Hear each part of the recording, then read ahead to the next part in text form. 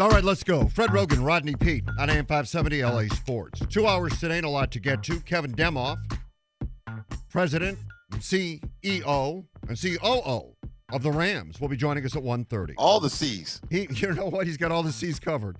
The Red Sea. He's got all the C's. Give me a bouncy C. He's got it. So Kevin Demoff will be on the show at 1:30. We're excited about that. Okay.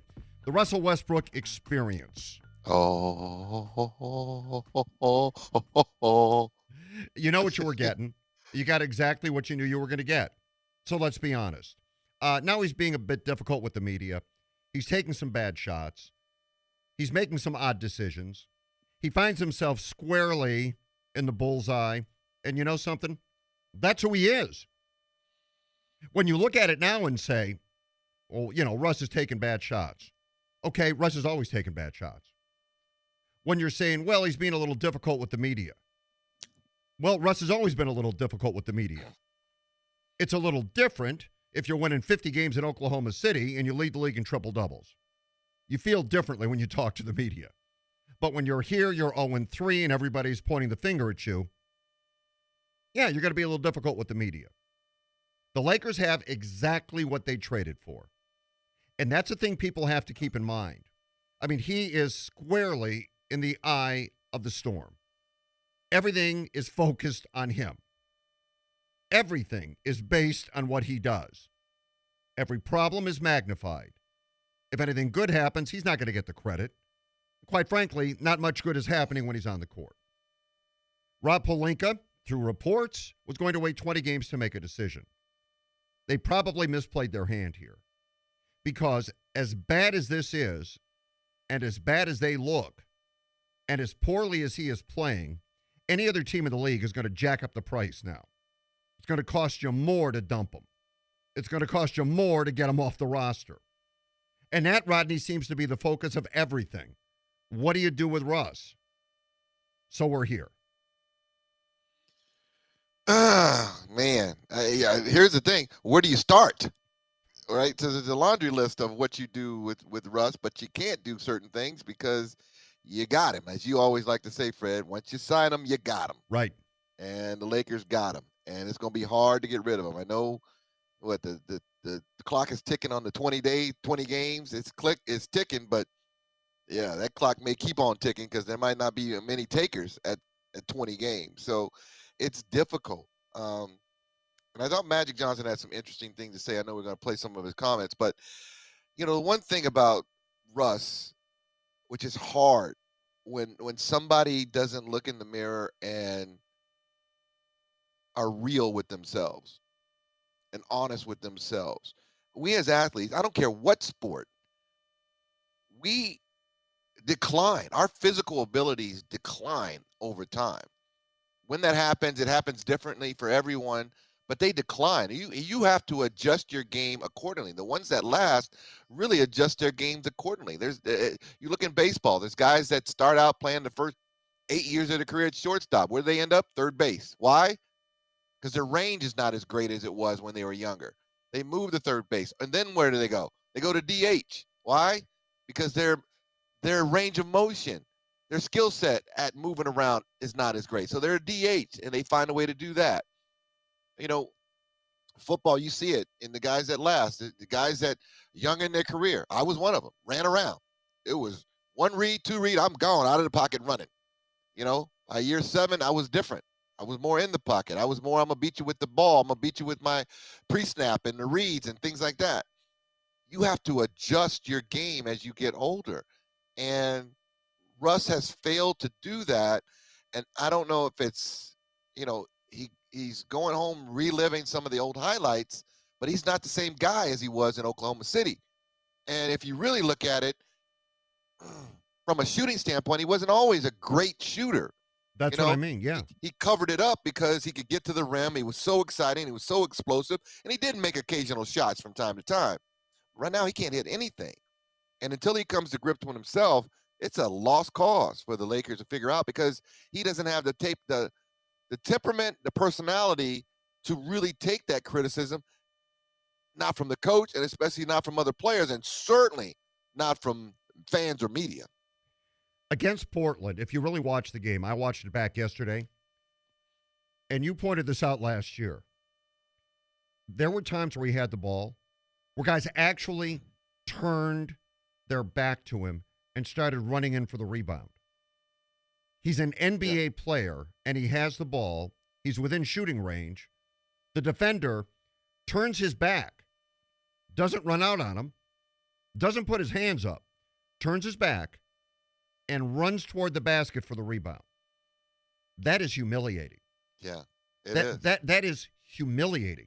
And know how you handle that, like on the yard when you're growing up and you're in the neighborhood or you're in the gym. You handle that. Oh, you're not gonna guard me? All right, take that. And you're gonna shoot, right? That is the mentality of that's disrespectful. So I'm gonna shoot. So he still has that.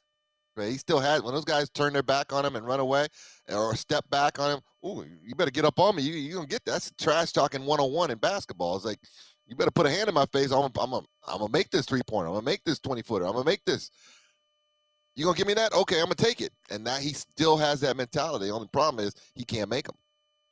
At the end of the game, when he shot with 17 seconds left on the shot clock, which was so incredibly ill-advised, and in high school, you wouldn't do that. They take you out of the game. In high school, the 5 guys on at the end of the game basically know the clock, and the coach is screaming at them and telling them what to do. You're leading. You're leading by 1. You're leading. There's 17 seconds left on the shot clock. Yeah, 30 in the game. All you want to do is run the clock down. And get a good shot. That's it. Get a good shot. If you hit a 2, you're up by, you're leading. And he took that shot, and if you look back at the tape, it was like the entire Portland team ran away from him. They ran away. Did you see the Portland bench? Oh, they loved it. They couldn't get more excited. They jumped up and down. First of all, they couldn't believe he took it. Wait, they jumped up and down. Yeah. When he started to shoot it, not after he missed it. Yes. When he started to shoot, when he went up, that was disrespectful. They were having the time of their life. Good, shoot. Yes. That's humiliating. That's humiliating. And then you have to ask yourself, and it won't happen again. I'll bet you any amount of money it won't happen again. Why is he in the game? Why is he even playing? Yeah. Because he didn't play down the stretch against the Clippers, right? Right. The game before, I think they had him out of the game. Why is he playing at that moment? That's the exclamation point. They want him to have the ball. Do you think that moment, because it was such a blatant, people are not that blatant bad play that's not being played over and over again here in LA, but all around the country, that people are looking at that? It's such a bad play that it gives Darvin Ham the formula or the ability to go, that's what we can't have. That's why you're not playing at the end of the game. If there's any pushback, any feedback, any complaining, that he allowed him to fail in that moment because probably he knew he would. And that I've got enough evidence that I can't play you at the end of the games now. I think that's a fair point, but I also think this. It's only 3 games in, but I think they actually don't care what he thinks anymore. I think it's not at that point. Well, Darvin Ham said it. I mean, someone asked him after the game. Yeah. He says, we don't have time for people to be caught in their feelings whether or not they're playing at the end of the game. So to your point, Rodney, maybe that was the last straw. I'm giving you a chance, and now it's not working. And I forget exactly who it was that asked him, but they was like, how will Russell handle being benched in late game situations? And Ham essentially said, I don't care. Doesn't matter to me. I don't think it matters anymore. Yeah. I think that has been removed from the equation now. I think by his own doing, and again, there's a microscope on him. You've got to remember that. People are really focused on what he does. But I think by his performance and the choices he makes, the emotion or his emotion has now been removed from the equation. We don't care. Yeah. We just don't care. And it all right. Let's just hear what Magic Johnson had to say when asked about Russ. First, take accountability. If I don't play well, say I don't play well. Right. You when I didn't perform well in '84 against the Celtics, right.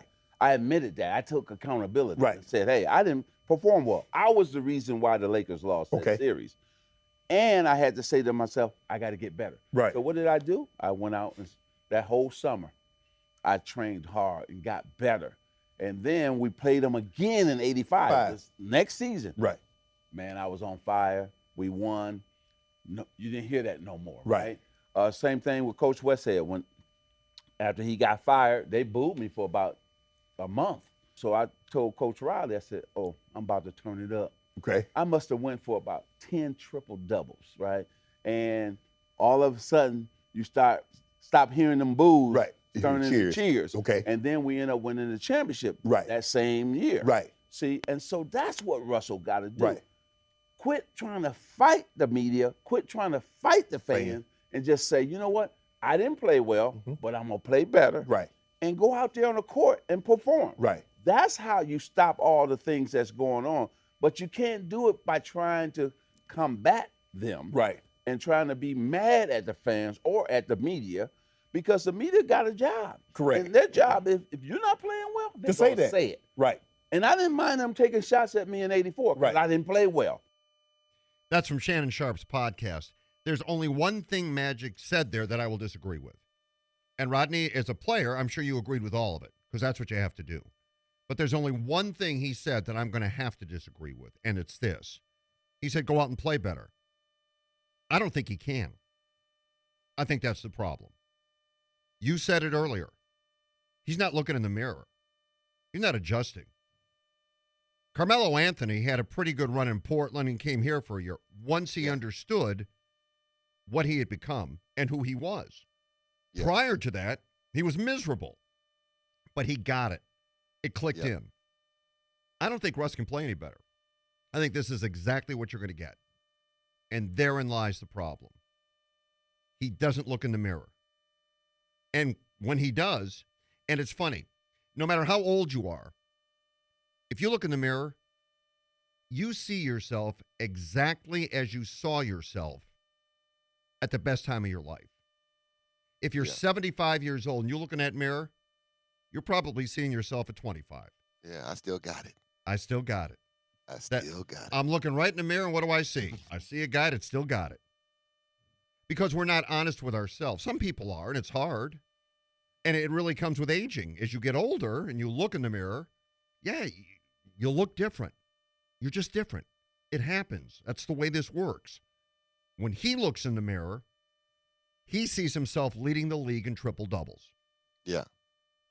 I mean, and I'm Russell Westbrook. You know how Kevin Durant says, I'm Kevin effing Durant? Yeah. That's what he says too. I'm Russell, except he can't do what Kevin Durant does. Right. Go out and give you 40 a night.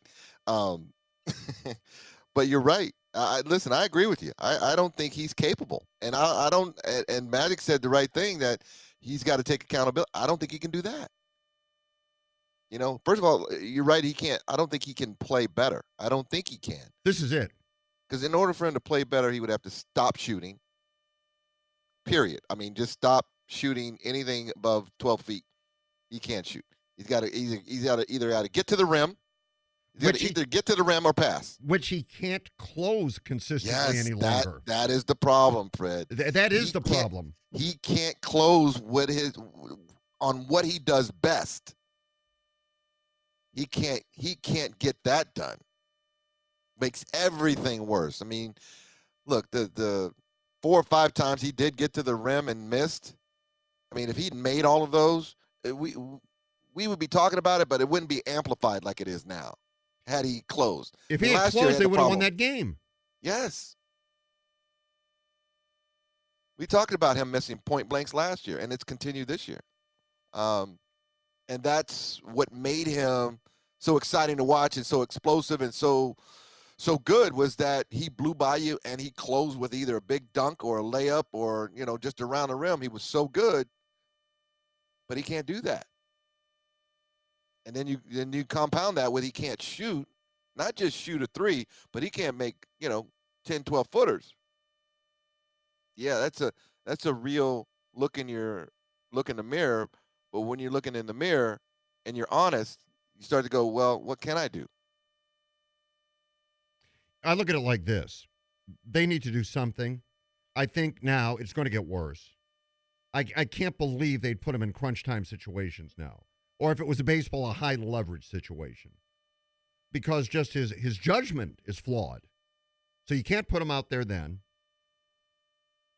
If he makes mistakes, I think they'll take him out of the game.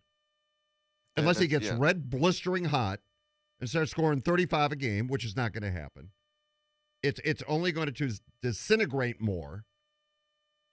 And if they can't move him, and we talked about it at the beginning of the season, but if they can't move him, honestly, this could be, okay, just stay home. Just stay home. Let's put it like this. Like, what would make you think it would get to that point? That he would not They can't move him. a good teammate? No, they can't move him. He's They not can't going to, move if he's him. not playing, he's not going to be a good teammate. All right, we know that. He's not going to be able to sit over there and play 5 minutes a game. No, like he's not going 10 to do minutes or that. whatever. Right? And they can't move him. And I think this is now the key.